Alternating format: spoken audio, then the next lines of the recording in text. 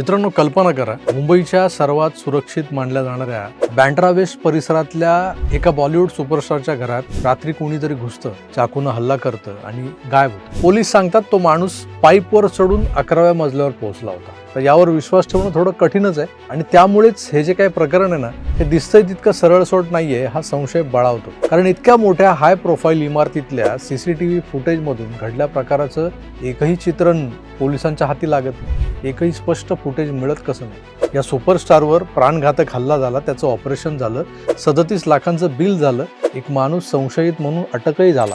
पण 14 महिने उलटून गेले तरी या हल्ल्यामागचं सत्य अजूनही बाहेर आलेलं नाहीये. तर नेमकं त्या रात्री घडलं काय होतं? आज या व्हिडिओमध्ये आपण उलगडणार आहोत त्या रात्रीचं संपूर्ण रहस्य.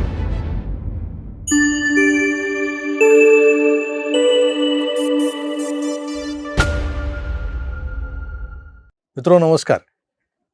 आता ज्या विषयाची जी वाच्यता किंवा प्रास्ताविक जे मी तुमच्या समोर केलंय, त्या विषयावर मी 2-3 सलग व्हिडिओज केले होते जेव्हा ही घटना घडली होती.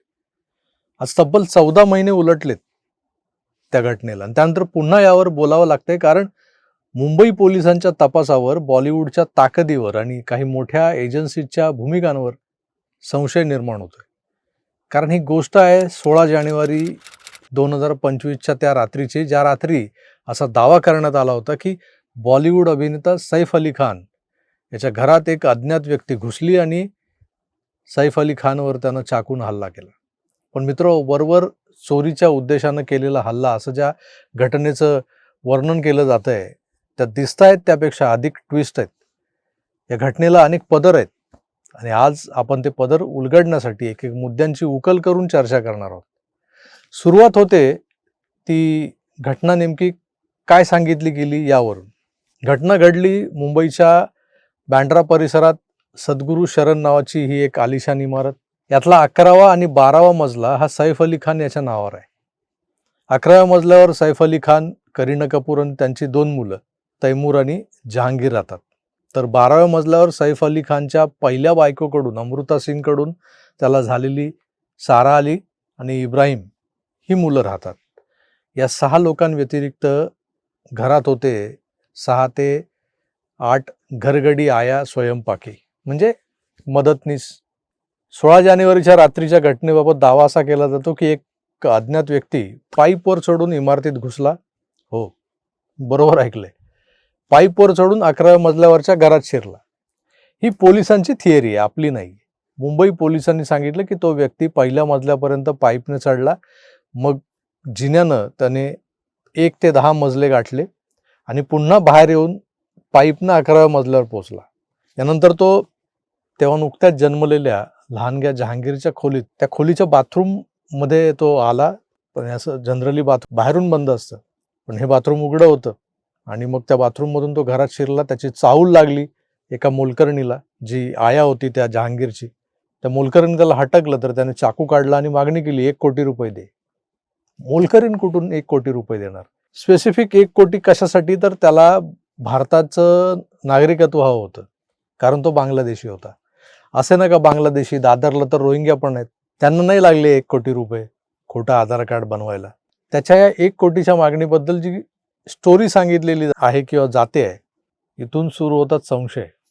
मित्रो, इतकी मोठी घटना घडते, एका सुपरस्टारच्या घरात कोणीतरी घुसतं, पण प्रश्न असा आहे की एकही जी काही घटना, त्या घटनेतले प्रसंग हे सीसीटीव्ही फुटेजमध्ये नाही आहेत.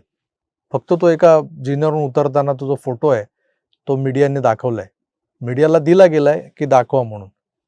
इतक्या मोठ्या बिल्डिंगमध्ये, इतक्या सुरक्षा व्यवस्थेत, म्हणजे इतके हाय प्रोफाईल लोक त्या बिल्डिंगमध्ये राहत असताना हे कसं काय शक्य आहे की कोणीतरी पाईपनं चढतं आणि मग 11व्या मजल्यावर जातं, घरात घुसतं, हल्ला करतं आणि परत आला तसाच त्याच मार्गानं तो पळूनही जातो आणि तरीही या ॲक्टचा एकही स्पष्ट असा व्हिडिओ सापडत नाही? हे कसं शक्य आहे? त्या चोराला जहांगीरच्या खोलीत आलेला पाहून आया ओरडली. तिचा आवाज ऐकून सैफ अली खान तिथे पोहोचला. बाकीच्या कुणाला काही खबरच नव्हती. मग त्या व्यक्तीसोबत झटापट झाली सैफ अली खानची. म्हणजे हा पडद्यावरचा हिरो तर आहेच, बॉलिवूडचा हिरो, पण तो प्रत्यक्ष जीवनातही हिरो आहे. समोर चोर आल्यानंतर तो त्याच्या जीवाला घाबरला नाही, तर त्याला सामोरा गेला, त्याच्यावर तुटून पडला आणि मग त्या झटापटीत त्या व्यक्तीने चाकूनं सैफ अली खानच्या पाठीवर वार केले आणि तो वार सैफच्या स्पायनल कॉर्ड जवळ अगदी 1 इंचाचा फरक होता, इथपर्यंत तो वार खोल गेला होता असं सांगितलं जातं. जखमी सैफची बायको त्या रात्री म्हणजे करीना त्या रात्री आपल्या बहिणीकडे सत्संग नाही, पार्टी होती, त्या पार्टीला गेली होती. पण इतर लोक होते की घरात. इब्राहिम होता, सारा होती. पण हा आपला सुपरस्टार पाठीत रुतलेला चाकू, म्हणजे तो चाकू तसाच रुतला होता आणि तो पुढच्या झटापटीत तुटला होता. तसाच तो तुटलेलं पातं पाठीत घेऊन रिक्षाने लिलावतीत दाखल झाला. जखमी सैफला हॉस्पिटलला पोहोचवणारा रिक्षावालाही रातोरात सोशल मीडिया स्टार झाला. ते तुम्ही पाहिलेलं आहे. आता जरा रुग्णालयातली कथा ऐकूया. मुंबईच्या लीलावती हॉस्पिटलमध्ये दाखल झालेल्या सैफवर मग 6 तास ऑपरेशन झालं असं म्हणतात आणि उपचारांचं बिल झालं सुमारे 37 लाख. आता इथे काही लोकांनी प्रश्न उपस्थित केलेत की म्हणजे कारण 4 दिवसांच्या उपचारांसाठी 37 लाख रुपयांचं बिल गौडबंगाला वाटतं थोडंसं. मी वर्षभरापूर्वीच यावर एक व्हिडिओ बनवला होता, या 37 लाखांच्या बिलाची सविस्तर पोलखोल करणारा. संशयास्पद असंच या बिलाचं वर्णन करावं लागेल, कारण सैफचा करोडोंचा मेडिक्लेम होता.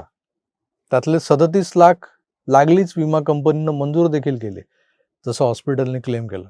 लीलावती हॉस्पिटलमध्ये सैफ कोणत्या वॉर्डमध्ये, कोणत्या रूममध्ये ॲडमिट होता याबद्दल खूपच गुप्तता बाळगली गेली होती. खांद्यात घुसलेला 3 इंचाचा चाकू, ते चाकूचं पातं, आत तुटलेलं पातं, तेवढे फोटोज माध्यमांना दिले गेले होते. बाकी कुठे आहे, काय आहे, कसं झालं ऑपरेशन, त्याचं मेडिकल बुलेटिन वगैरे लीलावतीनं कधी मीडियाला दिलं नाही.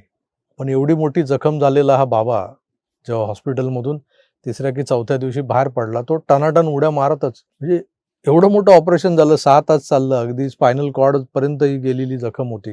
हे कसं काय बरं? लीलावतीतच हे उपचार का केले गेले? जखमी सैफ रिक्षावाल्याला म्हणाला का लीलावतीने? तो म्हणाला असेल, अस्पताल ले चलो, नाही का? तेव्हा त्याच रोडवर अनेक नर्सिंग होम्स होते, हॉस्पिटल्स होती छोटी मोठी. पण तो रिक्षावाला सैफला लीलावतीतच कसा घेऊन गेला? कारण लीलावतीचा डायरेक्टर हा मुंबईचा माजी पोलीस आयुक्त परमबीर सिंग होता त्यावेळेला. आतापर्यंत होता. आता एका मोठ्या मॅटरमध्ये त्याला सस्पेंड केलं गेलंय. दुसरीकडे या प्रकरणात पोलिसांनी शरीफुल इस्लाम नावाच्या त्या बांगलादेशी व्यक्तीला अटक केली. त्याच्यावर आरोप लावण्यात आला की तो बांगलादेशातून भारतात आला होता. पण न्यायालयात त्याने सांगितलं की मला खोट्या प्रकरणात अडकवलंय. त्याच्या वकिलांनी सांगितलं की स्पष्ट CCTV फुटेज नाही, त्यात दिसणारा माणूस हा माझा जो अशील आहे, शरीफुल इस्लामच तोच आहे, हे ठोस सांगता येत नाही. घटनास्थळी शरीफुल इस्लामच्या फिंगरप्रिंटचा ठोस पुरावा नाही. घटनास्थळाचे संपूर्ण व्हिडिओ उपलब्ध नाहीत. आज या घटनेला 14 महिने झाले मित्रांनो, पण अजूनही अनेक प्रश्न अनुत्तरितच आहेत. आरोपी म्हणून पकडलेल्या शरीफुलचं पुढे काय झालं माहिती आहे का तुम्हाला? कुठल्या पेपरमध्ये कधी छापून आली बातमी त्याच्याबद्दल? हल्ल्याचा तपास कुठपर्यंत पोहोचला? कधी बातमी वाचली तुम्ही? तिथं सापडलेले सर्व पुरावे सार्वजनिक का केले गेले नाहीत? म्हणजे अगदी त्या सैफच्या घरी त्याने त्या शरीफुल इस्लामने आणलेली बॅग किंवा त्या बॅगेतलं काही इतर सामान जे सोडून गेला असेल, तो चाकू तुटलेला, त्याचं पातं फक्त दाखवत आहे, बाकीचं कुठं गेलं? या प्रकरणात खरं काय आहे आणि खोटं काय, यापेक्षा हे प्रकरण जे आहे ते घडलं होतं का? घडलं असेल तर जसं सैफ आणि त्याची जी काही कंपनी आहे ती सांगते तसंच घडलं होतं का, हे न्यायालय ठरवेल. पण एक गोष्ट नक्की आहे, जेव्हा अशा मोठ्या घटना, हाय प्रोफाईल घटना घडतात, तेव्हा त्यांच्या तपासात पारदर्शकता अत्यंत महत्त्वाची असते, जी इथं दिसत नाही.